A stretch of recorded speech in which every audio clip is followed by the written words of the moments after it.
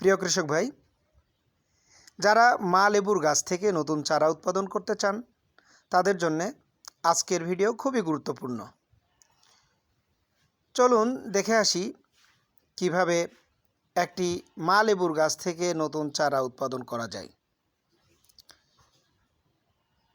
মা লেবুর গাছ থেকে নতুন চারা উৎপাদন করতে কিছু উপকরণ আপনার হাতের কাছে লাগবে।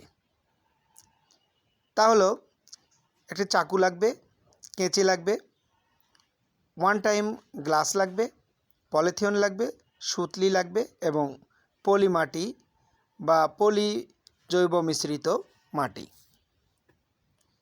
প্রিয় দর্শক, চলুন দেখে নিই কীভাবে মা লেবুর গাছ থেকে কলম কাটার মাধ্যমে নতুন চারা উৎপাদন করা যায়।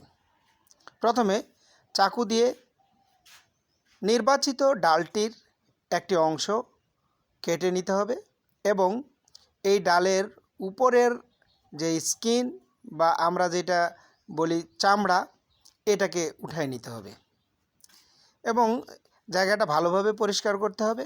করার পরে সেখানে অ্যালোভেরা জেল দিতে হবে।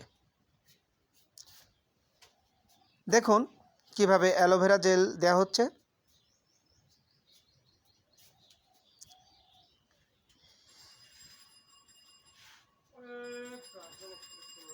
আপনারা অ্যালোভেরা জেল না দিয়ে এখানে আপনারা সরাসরি কাটলেও হবে, সেক্ষেত্রে কিছু চারা হয়তো উৎপাদন ব্যাহত হতে পারে।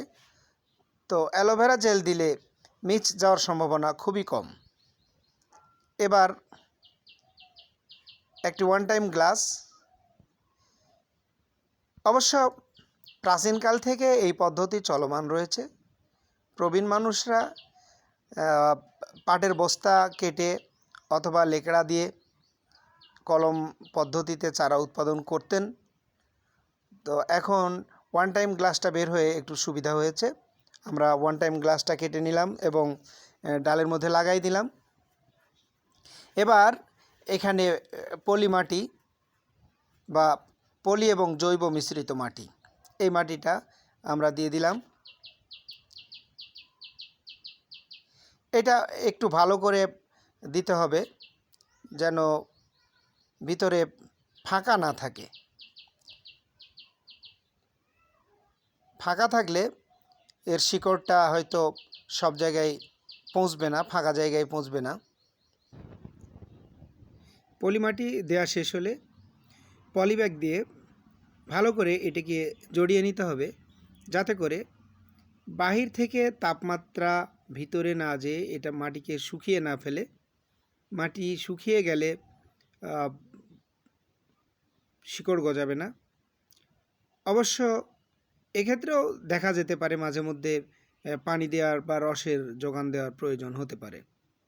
প্রিয় দর্শক, এইভাবে ভালোভাবে সুতলি দিয়ে বাঁধার পরে এটাকে 20 থেকে 25 দিন, ক্ষেত্র বিশেষে 1 মাস রাখার প্রয়োজন হতে পারে এবং 1 মাস শেষে যখন এর শিকড় গজাবে, তারপরে এই গাছটির নিচের অংশ অর্থাৎ ডালের নিচের অংশ কেটে কয়েকদিন গাছটাকে বা ডালটাকে থামিয়ে নিতে হবে এবং পরে এটাকে মাটিতে স্থাপন করতে হবে বা রোপণ করতে হবে।